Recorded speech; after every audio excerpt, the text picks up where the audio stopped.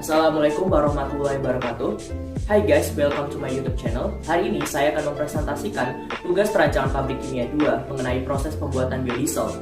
Jadi tanpa basa-basi lagi, mari kita menuju vlog. Jadi, apa itu biodiesel? Biodiesel adalah bahan bakar terbarukan, berbahan baku lemak hewani maupun nabati berupa metil ester asam lemak atau fatty acid methyl ester yang telah lama disebut sebagai pengganti minyak bumi. Pembuatan biodiesel pertama kali dilakukan pada 1853 oleh E. Duffy dan J. Patrick. Dan pada faktanya, tingkat konsumsi produk biodiesel tahun 2019 di Indonesia semakin meningkat. Lalu apa kegunaan biodiesel? Biodiesel digunakan sebagai energi alternatif pengganti bahan bakar minyak untuk jenis diesel atau solar. Biodiesel dapat diaplikasikan baik dalam bentuk 100% atau B100 ataupun campuran dengan minyak solar pada tingkatan konsentrasi tertentu seperti B20. Bahan baku biodiesel. Untuk saat ini di Indonesia, bahan baku biodiesel berasal dari minyak sawit atau CPO. Selain dari CPO, tanaman lain yang berpotensi untuk bahan baku biodiesel antara lain tanaman jarak pagar, kemiri Sunan, kemiri Cina, dan lain sebagainya. Saya di sini akan menekankan pada bahan baku kelapa sawit sebagai biodiesel. Sebagai sumber minyak nabati yang paling produktif, 1 hektar tanaman kelapa sawit mampu menghasilkan 3,5 ton minyak nabati. Ini jauh lebih baik jika dibandingkan dengan tanaman paling produktif kedua setelah kelapa sawit, yakni tanaman kanola yang 1 hektarnya hanya mampu menghasilkan 0,8 ton minyak nabati. Produksi minyak sawit berawal dari benih kelapa sawit. Tanaman kelapa sawit memiliki masa produktif 25-30 tahun.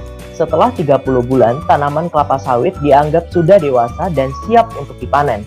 Proses pemanenan ini akan dilakukan setiap 7-10 hari. Buah kelapa sawit dikenal dengan tandan buah segar atau TBS. TBS yang sudah siap dipanen sangat mudah diidentifikasi melalui warna cerah merah. Pada tahap persiapan bahan, TBS yang telah dipanen dikirimkan oleh truk pengangkut ke pabrik untuk disterilisasi menggunakan uap.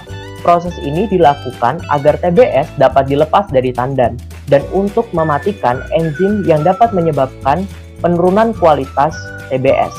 Setelah TBS terlepas dari tandannya, kemudian tandan buah kosong akan digunakan kembali, di mana serat panjang akan digunakan untuk pembuatan kasur dan bantal mobil, sementara tandan buah kosong yang tersisa dikembalikan ke tanah untuk menjadi pupuk.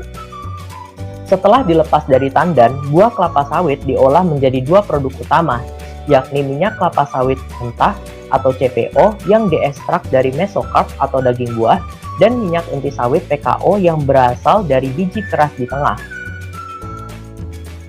Pada tahap pemurnian, setelah kelapa sawit berubah menjadi CPO, maka proses selanjutnya adalah mengolah CPO menjadi minyak goreng sawit.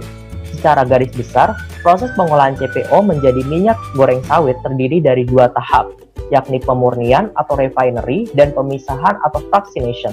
Tahap pemurnian terdiri dari penghilangan gam atau degamming, pemucatan, dan penghilangan bau.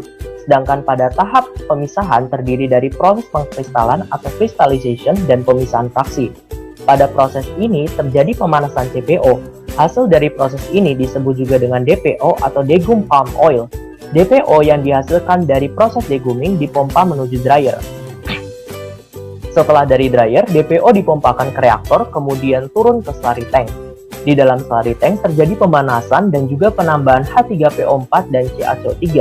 Slurry oil dari slurry tank akan mengalir turun bleacher untuk filtrasi. Hasil dari filtrasi ini adalah DBPO atau degum bleach palm oil yang selanjutnya dialirkan ke intermediate tank untuk tahap deodorizing. Yang ketiga adalah transesterifikasi. Reaksi transesterifikasi biodiesel membutuhkan katalis untuk mempercepat reaksi. Katalis yang sering digunakan adalah katalis yang bersifat basah. Umumnya katalis yang digunakan adalah metanol dan sodium methylate, di mana kedua katalis akan dicampur dengan RBDPO di mesin mixer. Hasil campuran tersebut kemudian didiamkan selama 1-2 jam hingga endapan krem dan gliserin terpisah sendiri. Pada tahap pencucian, Air diatur pada suhu di antara 65-75 derajat Celcius dengan pH 4-6. PEM kemudian melewati proses pencucian untuk menghilangkan berbagai senyawa yang dapat mempengaruhi kualitasnya. Nah, pada tahapan ini bakal ada dua jalur, yakni pengeringan untuk produk biodiesel dan distilasi untuk produk samping seperti gliserin. Kemudian, tahap pengeringan ditunjukkan untuk meningkatkan kualitas biodiesel dengan cara menghilangkan air yang tercampur dalam metil ester. Komponen air dikeringkan dengan cara pemanasan pada suhu 130 derajat Celcius selama 10 menit. Pada tahap terakhir, yakni filtrasi, biodiesel akan melewati proses penyaringan mekanik untuk menghilangkan partikel dan juga molekul kotor, sehingga menghasilkan produk akhir dengan kualitas yang bagus. Sedangkan sisa produksi air limbah dari proses produksi minyak kelapa sawit atau biasa kita sebut dengan palm oil meal effluent atau POME umumnya didaur ulang, baik sebagai pupuk atau sebagai bahan bakar untuk biodigester. Berikut adalah diagram alir perancangan pabrik biodiesel pada umumnya. Bagaimana perkembangan implementasi program mandatory biodiesel? Program mandatory biodiesel sudah lama diimplementasikan pada tahun 2008 dengan kadar campuran biodiesel sebesar 2,5%. Secara bertahap, kadar biodiesel meningkat hingga 7,5% pada tahun 2010. Pada periode 2011 hingga 2015, persentase biodiesel ditingkatkan dari 10% menjadi 15%. Selanjutnya, pada tanggal 1 Januari 2016, ditingkatkan kadar biodiesel hingga 20% atau yang biasa kita kenal dengan B20. Program mandatori B20 berjalan baik dengan pemberian insentif untuk sektor PSO, dan mulai 1 September 2018, pemberian insentif diperluas ke sektor non-PSO.